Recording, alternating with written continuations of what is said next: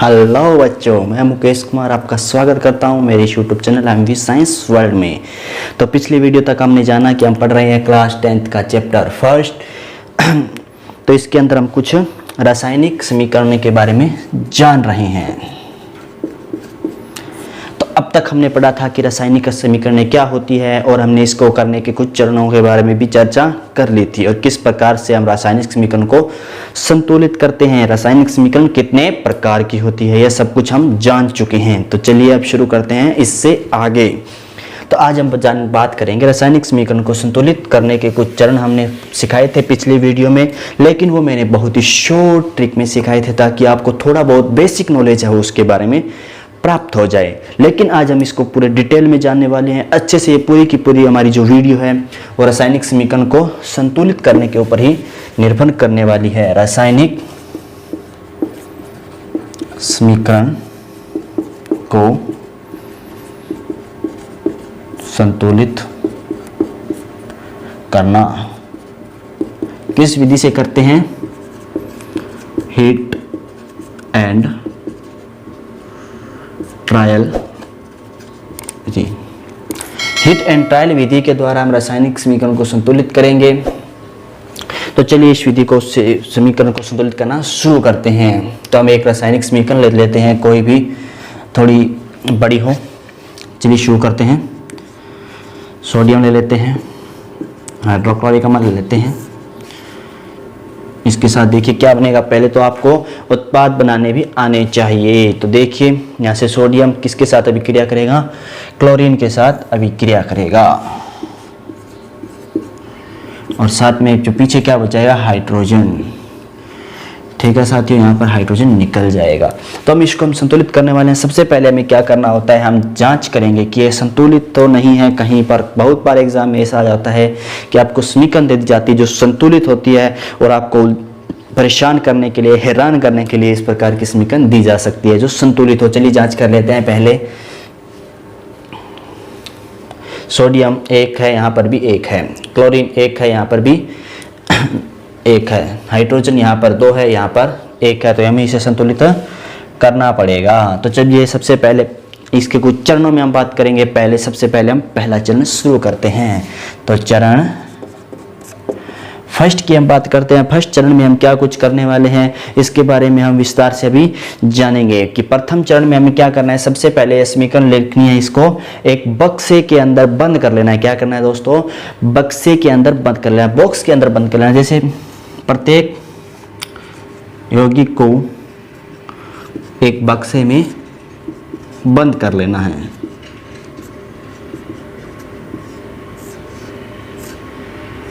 इस प्रकार से हमें क्या करना है? प्रत्येक को एक बक्से के अंदर बंद करके रखना है।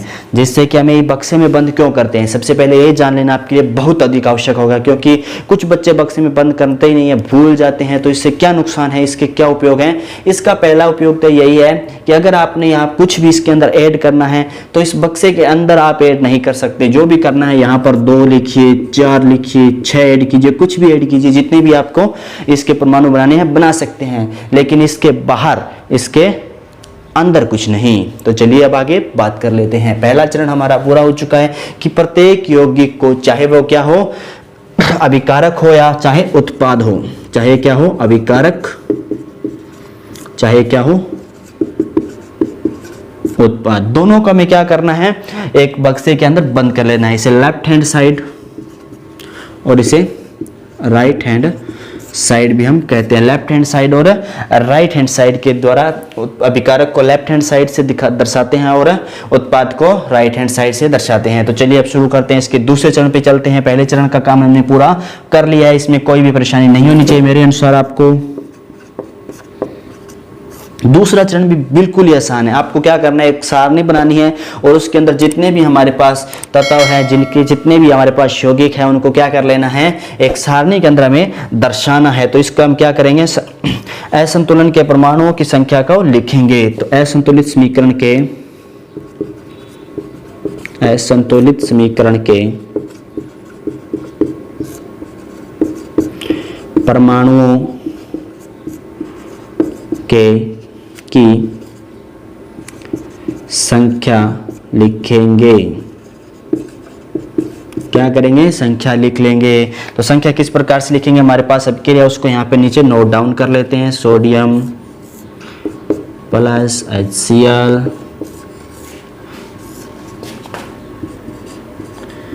NaCl और H2। तो यहाँ पे देखिए अब हमारे पास क्या क्या है, Na है, H है, Cl है, ठीक है। तो अब हमें क्या करना है, एक प्रकार की जो सारणी है वो यहाँ पर हमें बनानी है।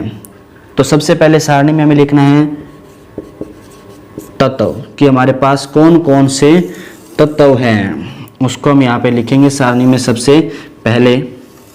कि तत्वों को लिखना आवश्यक है, नहीं तो आपको पता कैसे चलेगा कि कौन कौन से तत्व हैं और उनके बारे में हमें क्या क्या जानकारी प्राप्त कर रहे हैं। तो अब आगे बढ़ते हैं। यहाँ पे देखिए ये दो भाग है ना हमारे पास, एक क्या है अभिकारक है, एक क्या है उत्पाद है। तो आप पहले लिखेंगे अभिकारक के परमाणुओं की संख्या, लिख लेते हैं अभिकारक के परमाणुओं की।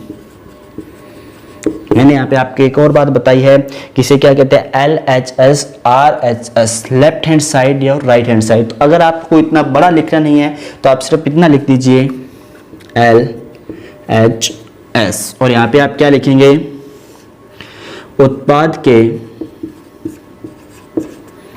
परमाणुओं की संख्या। क्या है, कौन सी साइड है, right hand side, right hand side. तो अब चलिए परमाणु दो नोट डाउन कर लेते हैं, कौन कौन से परमाणु हमारे पास है और कितने परमाणु हमारे पास हैं। तो पहले देखिए सबसे पहले क्या आता है, NaH और Cl। क्या आया, Na आया, H आया और Cl हमारे पास आया। आगे देखिए अब हम बात करेंगे कि इनके कितने कितने परमाणु हैं वो हमारे पास यहाँ पर उपस्थित है।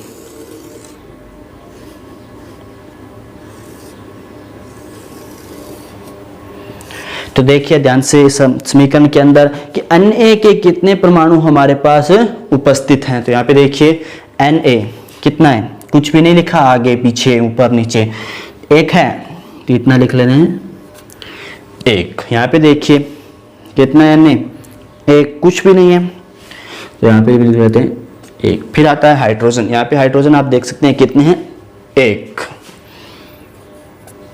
यहाँ पे हाइड्रोजन देखिए कितना है, दो। H कितना है यहाँ पर, दो। H के नीचे दो लिखा हुआ ना, मतलब दो है। अब आगे बढ़ते हैं, Cl कितना है, एक। यहाँ पे देखिए Cl कितना है, ये रहा एक। तो अब हमें यहाँ पे पता चल गया कि हमारे पास क्या चीज है, वो असंतुलित है। तो हमारे पास क्या असंतुलित है, यहाँ पर देख सकते हैं आप, हाइड्रोजन कितने हैं, एक और दो। तो हमने क्या क्या पढ़ा था कि हमने पढ़ा था कि जो रासायनिक अभिक्रियाएं हैं वो द्रव्यमान संरक्षण के नियम की पालना करते हैं। अर्थात द्रव्यमान संरक्षण का नियम कहता है कि ना तो एनर्जी को उत्पन्न किया जा सकता है, ना ही नष्ट किया जा सकता है। इसके अनुसार ये दोनों क्या होने चाहिए, बराबर होने चाहिए। तो दूसरे चरण में हमें इतना ही काम करना है कि हमें इनके परमाणुओं की संख्या को नोट डाउन कर लेना है। अब चलते हैं इसके आगे वाले चरण पे, तीसरे चरण पे।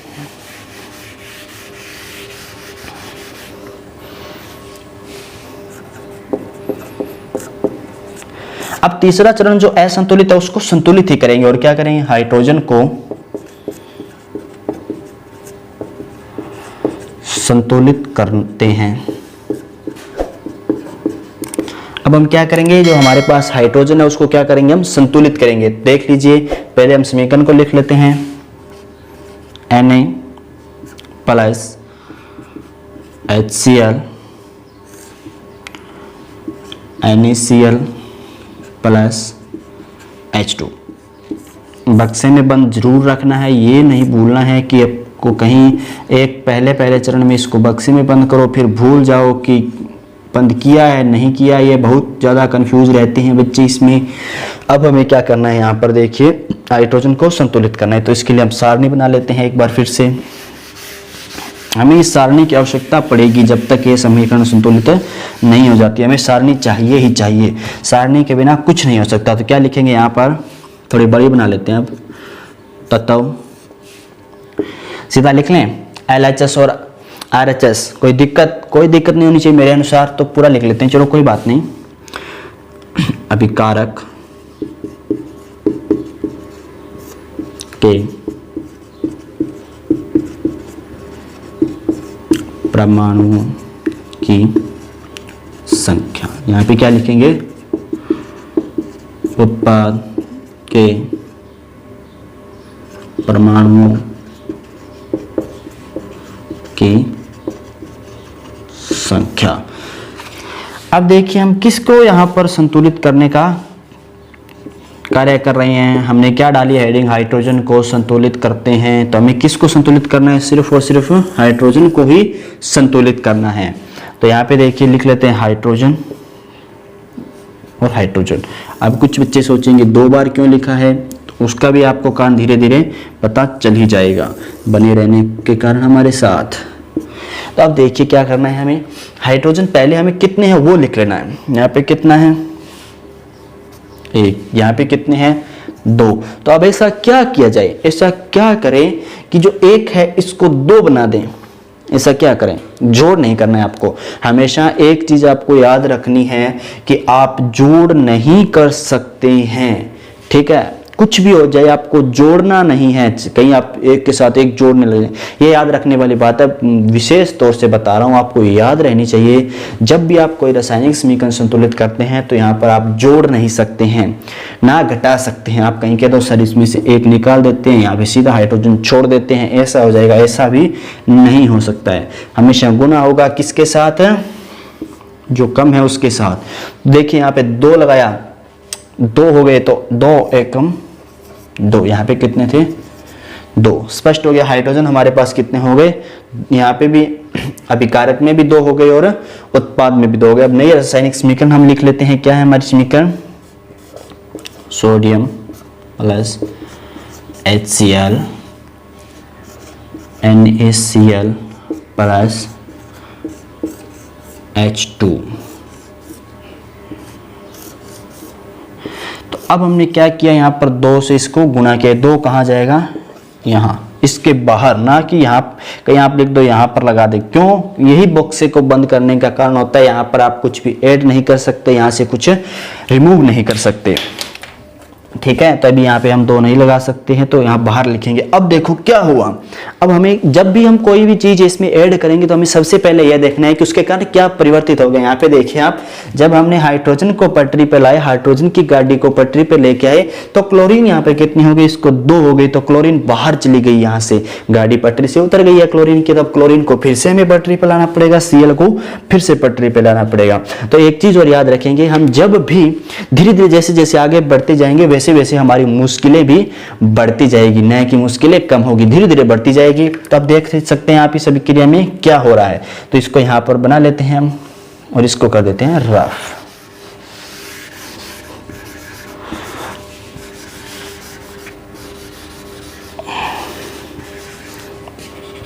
अब चरण आ गया हमारे पास 4। अब चौथे चरण में हमें क्या करना है, ये देखो कि हमारे पास हाइड्रोजन था वो तो संतुलित हो चुका है। अब हमें क्या करना है, हाइड्रोजन में को जब हमने संतुलित किया तो उसका प्रभाव किसके ऊपर और पड़ा, किसके साथ हुआ, हाइड्रोजन का प्रभाव क्लोरीन पे पड़ा। तो अब हम यहाँ पे क्या लिखेंगे, Cl को संतुलित करना है या करते हैं, करने पर। अब हम यहाँ पर क्या करेंगे, Cl को संतुलित करेंगे। तो Cl को संतुलित कर लेते हैं, चलिए जल्दी से। अब हमें क्या देखना है, यहाँ पर देखना है कि यहाँ पर Cl कितनी है। तो यहाँ पे देखिए, यहाँ पे कितनी है, 1 का 2 के साथ गुना किया, कितने हो गई 2।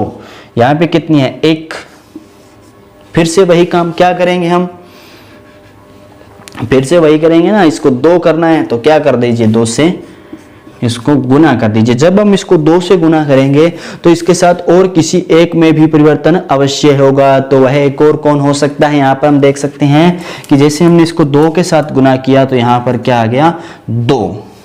तो ये कितने हो गए 2 और, तो अब हम क्या देख सकते हैं, यहाँ पे Cl कितने हैं 2 और यहाँ पे भी कितने हैं 2। कहीं आप यहाँ पे मत लगाने लग जाना, ये बात मैं आपको बार बार बता रहा हूँ, लेकिन मुझे पता है आप एग्जाम में ये गलती करेंगे। आपको ये गलती बिल्कुल भी नहीं करनी है। आपको यहाँ इस बक्से के अंदर या इसके पीछे बीच में कुछ भी ऐड नहीं करना है, विशेष याद रखना चाहिए आपको ये बात। तो आप देखते हैं क्या हो गया, अब एक नई रासायनिक समीकरण हमारे सामने आ गई, सोडियम यहाँ पर Na plus 2HCl plus 2NaCl plus H2। तो अभी देखिए इसमें जब यहाँ पे हमने 2 लगाया तो किस में परिवर्तन हुआ, Na में। यहाँ पे कितने रहे 2 और यहाँ पे कितना 1। तब हमने अगले चरण पे चलते हैं, हमारे ये चरण भी हमारा क्या हो गया, कंप्लीट हो गया बिल्कुल पूरी तरह से। इसमें अभी हमें कोई बदलाव नहीं करने हैं। तो अब हम क्या लिखेंगे, हम लिखेंगे क्या है संतुलित, तो Na। तो Na को संतुलित करना है।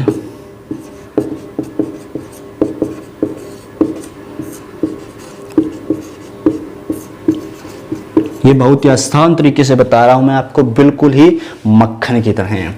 तो चलिए अब देखते हैं Na के लिए फिर वही लिख लेते हैं तत्व। अब मैं सीधा लिखने वाला हूं, डिटेल में लिखने की हर बार आपको आवश्यकता नहीं है। LHS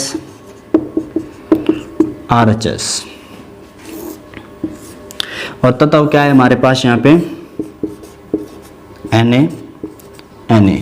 तो अब देखिए यहाँ पे कितना है Na 1 और वहीं यहाँ पे जाएंगे तो यहाँ पे बाहर 2 लिखा है तो क्या हो जाएंगे 2। तो क्या करेंगे हम इसके साथ 2 का गुना कर देंगे तो कितने हो गए 2 और यहाँ पे भी 2, टोटल कितने आ गए 4। तब हम क्या कह सकते हैं, अभी देखिए अभी हो चुके हैं हमारे 4 चरण पूरे हो चुके हैं। तो इन 4 चरणों में हमने क्या क्या सीखा, ये 5वां चरण आ गया था हमारा, ठीक है। 5 चरण हमने पूरे कर लिए हैं, 5 चरणों में हमने Na को भी संतुलित कर लिया। तो अब एक बार फिर से क्या कर लेते हैं, जांच कर लेते हैं। अब इसको पूरे को हम साफ कर लेते हैं। अब जो हमारा अगला चरण है, कौन सा चरण आएगा, नंबर 6, जांच करना। अब जांच कैसे करेंगे, हमने क्या लिखा था 2Na प्लस और हमारे पास क्या था इसमें HCl, उसके आगे भी 2 लगा था। ये तीर हमें क्या बताती है, याद रखिएगा दिशा की, जो अब क्रिया हो रही है इसकी दिशा कौन सी है वो हमें ये तीर दर्शाएगी, ना कि कुछ और दर्शाएगी। तो अब आगे लिख लेते हैं NaCl प्लस H2, इसके बाहर कुछ नहीं था, इसके बाहर था। अब हम जांच क्या करेंगे, अब सभी तत्वों को यहाँ पे लिखेंगे एक बार फिर से। तत्व LHS RHS, पहला देखिए Na HCl, Na कितना है 2, यहाँ पे कितना है 2, H कितने हैं 2, यहाँ पे कितने हैं 2, Cl कितने हैं 2, यहाँ पे कितने हैं 2। तो अब हम जांच करते हैं, यही तो हमें करना है अगले चरण में, हमें जांच करना है कि क्या हुआ है 2 2 2 2 2 2। तो सभी जो हमारे पास यौगिक हैं उनके हमने क्या कर लिया, अभिकारक और उत्पाद दोनों तरफ परमाणुओं की संख्या हमने क्या कर ली है, बैलेंस कर लिया है, बराबर कर लिया है, समान कर लिया है। तो अब हम कह सकते हैं कि हमें जो रासायनिक अभिक्रिया प्राप्त हुई है वह क्या एक संतुलित रासायनिक समीकरण है, न कि एक कंकाली रासायनिक समीकरण। आप बताएंगे कि कंकाली रासायनिक समीकरण किसे कहते हैं, कंकाली रासायनिक समीकरण किसे कहते हैं। तो अब 7वां हमारा चरण क्या आ गया, संतुलित समीकरण।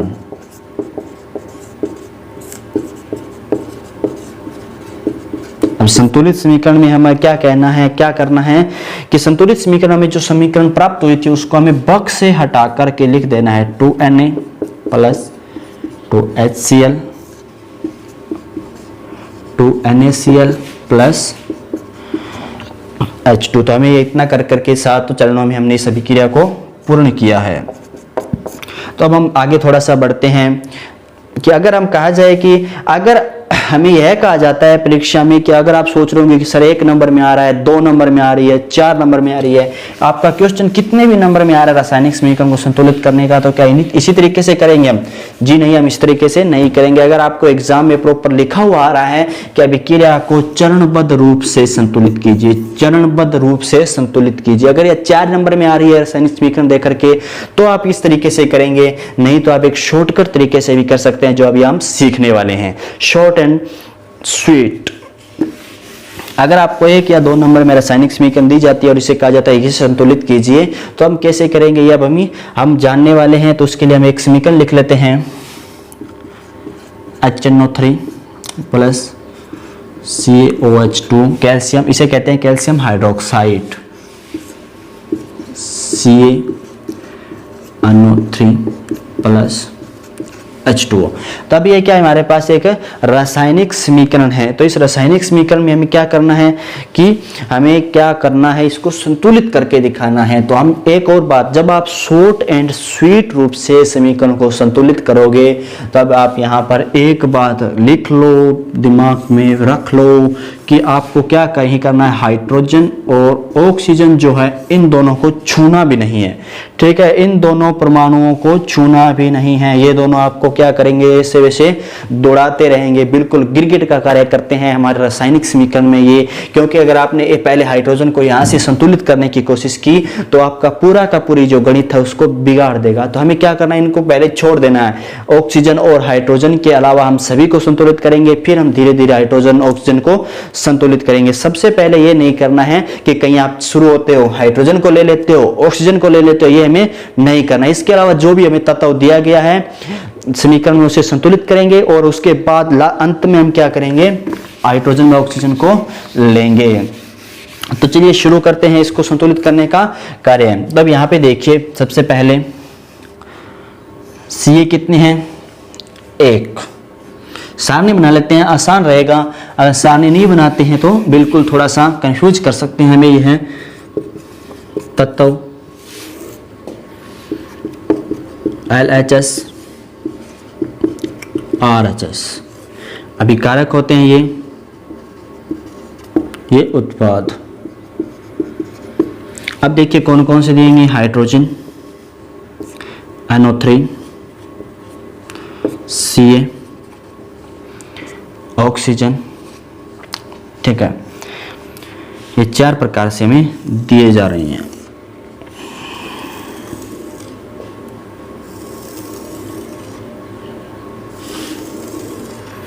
तो अब चलिए शुरू करते हैं। देखिए हाइड्रोजन को हमें हाथ नहीं लगाना है, छोड़ दो इसको एक बार।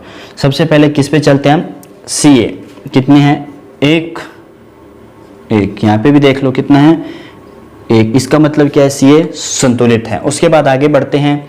उसके बाद Ca के बाद और क्या है, जो हाइड्रोजन व ऑक्सीजन के अलावा हो, NO3 कितना है, NO3 1।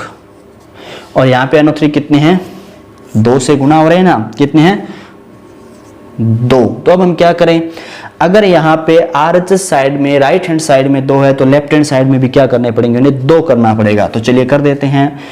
यहाँ पे हमने 2 से गुना किया तो कितने बने, 2। इसके 2 करने पर कहाँ 2 लगाएंगे हम, यहाँ पर 2 हो गए। ठीक है, अब कोई दिक्कत नहीं है कि यहाँ पे NO3 भी कितने हैं, 2 है, और ये भी 2 है। तो NO3 क्लियर है, Ca क्लियर है, NO3 क्लियर है। अब जिस कारण हमने जहां पे भी कुछ भी ऐड किया, तो उसमें उसके बाद किस में परिवर्तन हुआ। अगर कोई हाइड्रोजन व ऑक्सीजन के अलावा बचा हुआ है तो उसको लेना है, अगर नहीं है तो हमें यह देखना है कि जो भी हमने नई संख्या ऐड की है उसने किस में परिवर्तन किया है। तो उसने किस में परिवर्तन किया, ये भी जान लीजिए। उसने परिवर्तन किया है हाइड्रोजन में, जो किसका कार्य करता है, गिरगिट का कार्य करता है। अगर उसको हम पहले ले लेते, पहले हाइड्रोजन को संतुलित करने लग जाते, तो हमारी गणित को ये बिगाड़ सकता था। तो चलिए हाइड्रोजन की जांच कर लेते हैं, कहां पर कितने हैं। तो यहाँ पे देखिए 2 और प्लस ये भी कितने हो गए, 2। कितने हो गए, हमारे पास हाइड्रोजन की संख्या हो गई है 4। तो अब हम देखेंगे RHS साइड में कितने हाइड्रोजन है। RHS साइड में हाइड्रोजन देख लीजिए 2, यहां पर कोई भी हाइड्रोजन नहीं है। तो अब क्या करें हम, अब हम इसको क्या करेंगे, फिर से 2 से मल्टीप्लाई कर देंगे। मल्टीप्लाई करेंगे तो यहां पर क्या आ जाएगा, 2। तो हमारे पास हाइड्रोजन भी कितने हो गए, यहाँ पे भी 4 और यहाँ पर भी 4, मतलब अभिकारक में भी 4 और उत्पाद में भी 4। तो चलिए अब आगे बात करते हैं ऑक्सीजन की। ऑक्सीजन देखिए कितनी है, यहाँ पर 2 है और यहाँ पर ऑक्सीजन कितनी है, 2 है। तो क्या अब हम कह सकते हैं कि जो हमारा रासायनिक समीकरण है वो पूर्ण रूप से संतुलित हो चुकी है? तो जी हाँ, बिल्कुल कह सकते हैं कि जो हमारा रासायनिक समीकरण है पूर्ण रूप से संतुलित हो चुकी है। आप यहाँ पर भी देख सकते हैं कि कोई भी हमें इसमें बदलाव की आवश्यकता अब नहीं है, बिल्कुल यह संतुलित समीकरण है, एक कंकाली समीकरण नहीं है। तो चलिए एक और समीकरण को जल्दी से संतुलित करने की कोशिश करते हैं, फिर बढ़ेंगे हम आगे। चलिए हमारी नई समीकरण है वो लिख लेते हैं अभी हम। NaOH plus H2SO4, NaOH plus H2SO4। आगे देखिए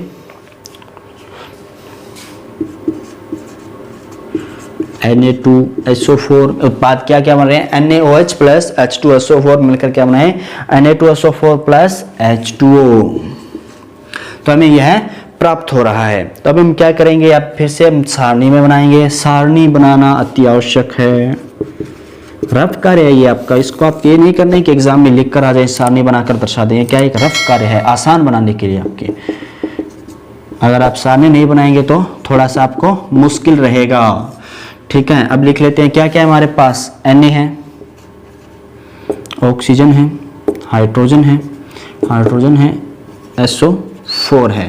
तो अभी आप कहोगे कि सर ये SO4 है, इसको S और अलग अलग क्यों नहीं आई, SO4 सल्फेट होता है तो इसको हम एक साथ ही रखेंगे। पीछे जैसे पीछे वाले अभिक्रिया हमने में किया था, NO3 नाइट्रेट को एक साथ रखा था, इसी प्रकार से सल्फेट को हम एक साथ रखेंगे। तो देखिए अन्य कितना है, 1, यहाँ पे अन्य कितने हैं, 2, H कितना है, एक ये रहा और एक ये रहा, कितने हो गए H यहाँ पर हमारे पास, 3। और यहाँ पे देखिए कितने हैं H, 2। O कितने हैं, ये नहीं, ये कितना है, 1। और यहाँ पे O कितने हैं, 1।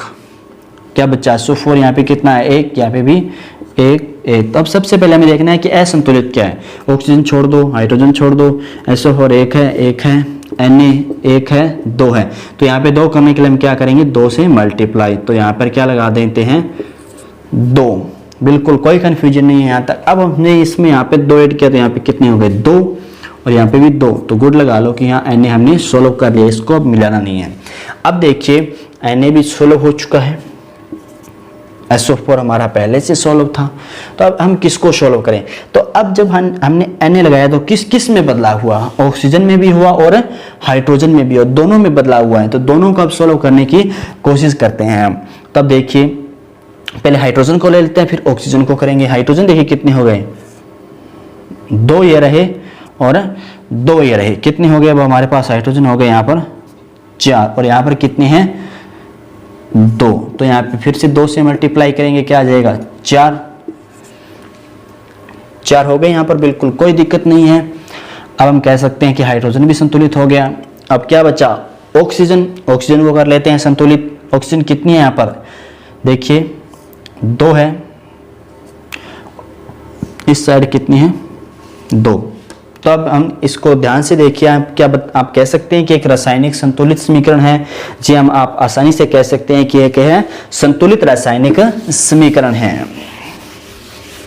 एक समीकरण हम करने जा रहे हैं, फिर आज की क्लास का अंत करेंगे। आज के लास्ट समीकरण हम संतुलित कर रहे हैं।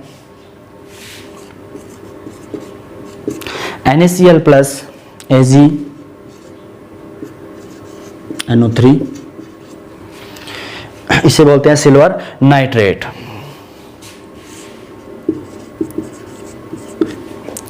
सिल्वर क्लोराइड, और क्या बन जाएगा, NaNO3। तो अभी हमारे पास क्या लिया हमने, सोडियम क्लोराइड के साथ लिया सिल्वर नाइट्रेट, क्या बन गया, यहाँ पे देख सकते हैं आप, वो बाद में आगे धीरे धीरे हम पढ़ेंगे कि अपचयन हुआ है, उपचयन हुआ है, विस्थापन हुआ है, द्विविस्थापन। अभी हमें सिर्फ संतुलित करने पे ध्यान देना है। तो यहाँ पे देखिए Na कितना है, 1, यहाँ पे Na कितने हैं, 1, यहाँ पे Cl कितना है, 1, यहाँ पे Cl कितना है, 1। यहाँ पे है जी कितना है 1, यहाँ पे है जी कितना है 1, यहाँ पे NO3 कितना है 1 और यहाँ पे NO3 कितना है 1। तो ये इस प्रकार की संतुलित समीकरण हमें कुछ बार एग्जाम में दे दी जाती है ताकि हमारे दिमाग को घुमाया जा सके, हमें कंफ्यूज किया जा सके। अगर इस प्रकार की समीकरण आती है तो अगर क्वेश्चन में यही समीकरण लिखी हुई है तो आप आंसर लगा करके पूरी की पूरी सेम की सेम टिकटॉक कॉपी लिख कर आ सकते हैं। इसमें आपको कोई भी परेशानी नहीं होगी, कोई भी आपके मार्क्स में अंतर नहीं आएगा। तो कैसी लगी हमारे ये लेक्चर, रासायनिक समीकरण को हमने संतुलित करना सीखा। आज के लेक्चर में, अगले लेक्चर में हम इसके कुछ प्रकार हैं उनके बारे में सीखेंगे और इसके थोड़े बहुत अंतर और रहते हैं, थोड़ी बहुत बातें बताने वाली और है वो अगले लेक्चर में हम देखेंगे। तब तक के लिए आप पढ़ते रहिए। Take care, good bye.